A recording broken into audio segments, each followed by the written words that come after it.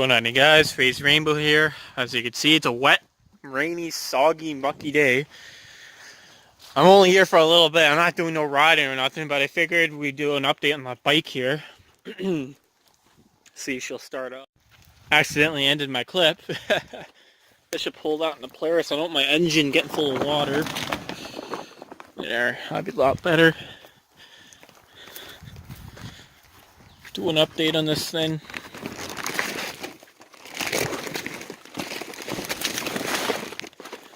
I'm getting a new tarp for the bike, so, and a really nice, and a seat cover for it too. So we'll see what happens. Turn the gas on.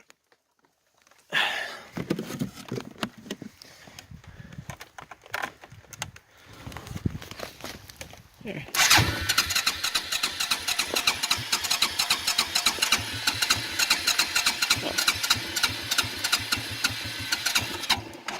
Oh, she almost went.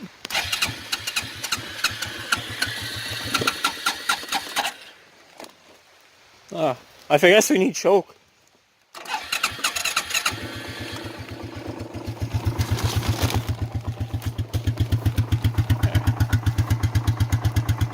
Started out with no choke.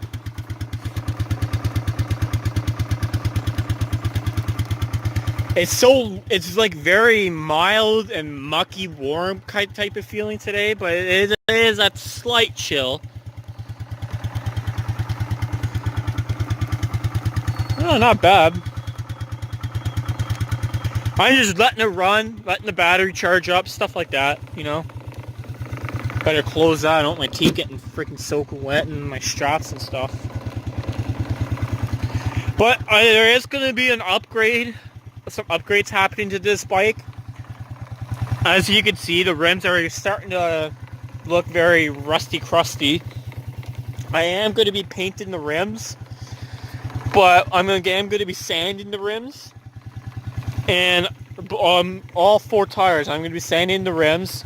I got 2 new back tires to go on the back of this thing. Yeah, it still has a bit of tread, but there is some, wouldn't really call it dry rotting, but there is some cracks in the back tire, and, you know, I want to eventually change them, because it's better to be safe than sorry, and when you're going down a rough terrain, then kapow, we don't get a blown tire.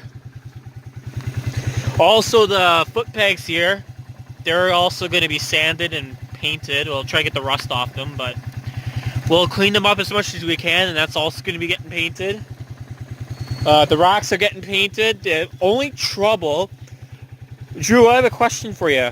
Because my grandfather, he used to own this bike for many, many years, and he welded the plate on here onto the rack.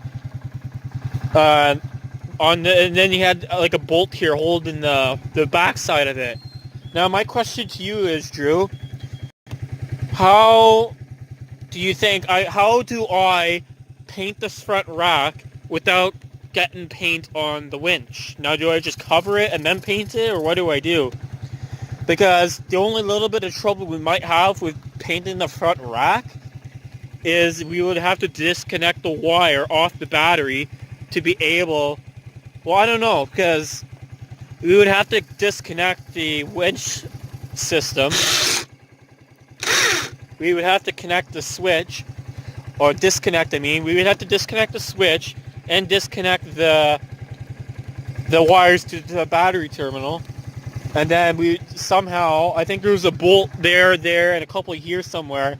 Also in the bottom here too, we would have to disconnect that to be able to take the whole front rack off. Unless what I can do is somehow slightly paint it very gently with it attached to the bike and just cover up the fenders and stuff and the winch itself.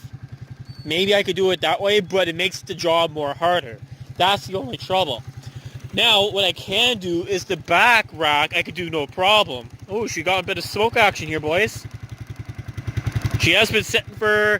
This bike has been sitting for 2 weeks, 2.5 weeks. It would have been almost 3, 4. It would have been almost a month. So at least minimum 2 weeks. But we do got a bit of smoke action, so it is a little bit cold today. But as back to what I was saying though, the back rack is easy to take off. There is 2 bolts holding this seat happen, all I gotta do is take the bolts off. The back rack comes off somehow. So there's a bolt under the fender somewhere, so I'll have to kind of try and get some access to that. That pack rack's getting painted too. I might paint the hitch though too, because there is only 2 bolts holding on to the hitch, the trailer hitch thing, so I might paint that as well. I'm not entirely too sure what's going on with that. Oh, now we really got smoke. So yeah, I'm not too sure. So that's what's happening so far to the bike. There is 2 LED light pods that are going on the front. Now the problem we might have with that is how to mount the lights on the front rack. Now I might, or my best bet is we might have to, like what we did with my grandpa did with the winch, we might have to weld a small plate, like say somewhere here and somewhere there. I don't know. We'll have to figure that out because that will be happening hopefully this summer. So I don't know. I'm thinking about moving the bike somewhere. I'm not too sure.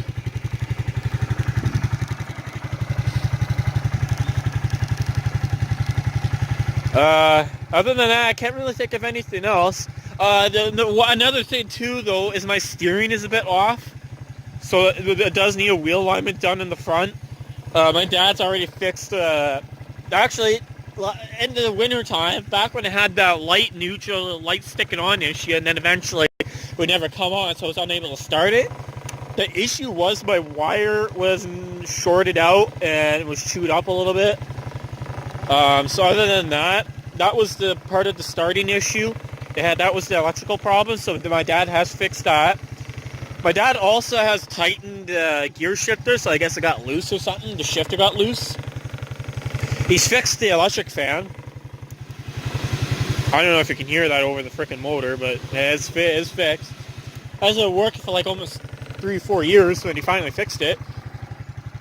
Because the issue was, if you haven't heard the story before, about a kilometer or a couple kilometers down that trail there in the family property, across the road into another part of my family's property, there is a river crossing, and I guess I have no weight in the front, but the way this bike is built is the engine's in the back, and plus when it has somebody on the back, because I did have my brother in the back at the time, and now I had like no weight in the front, and every time I returned, the bike would lift it a little bit.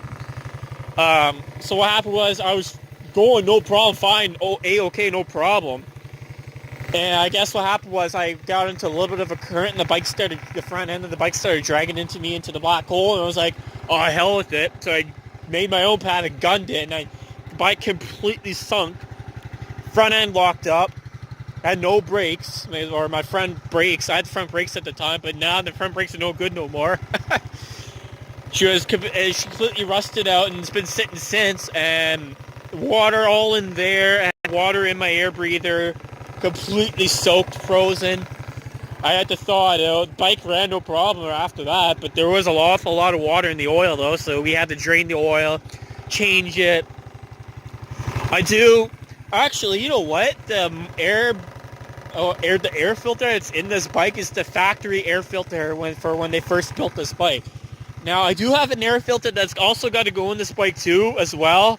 But it's a special kind of one where you need to put some sort of a chemical on it. But other than that, I don't really think there's anything else much to do to this bike, except we do have a bolt that's missing on the front tire, but that's fuck all. You know, as long as those other bolts are holding the tire, I think we're good. But anyways, guys, I'm going to close this video off. I'm going to let the bike run a bit more. I'm just waiting on my uncle because we're not too sure what we're doing.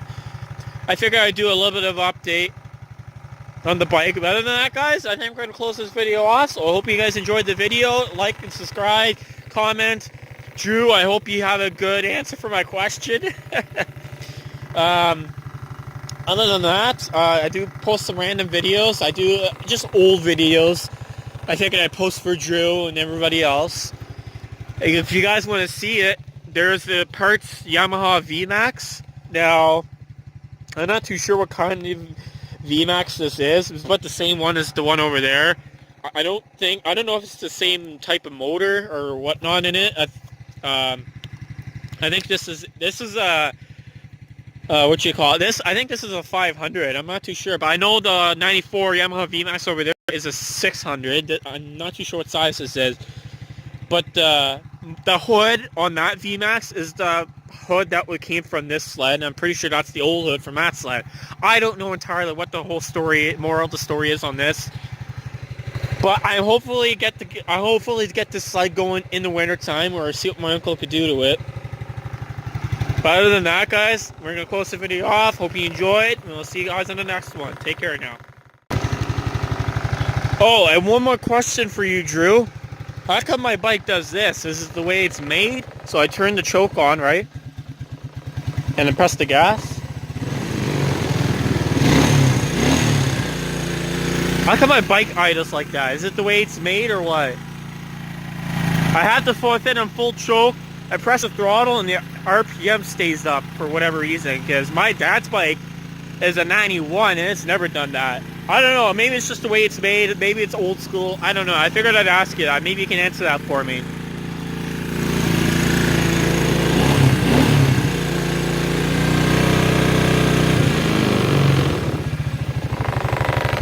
I figured I'd put that in the video too, Drew. Hope you can answer it for me. I don't know, I just thought I'd ask.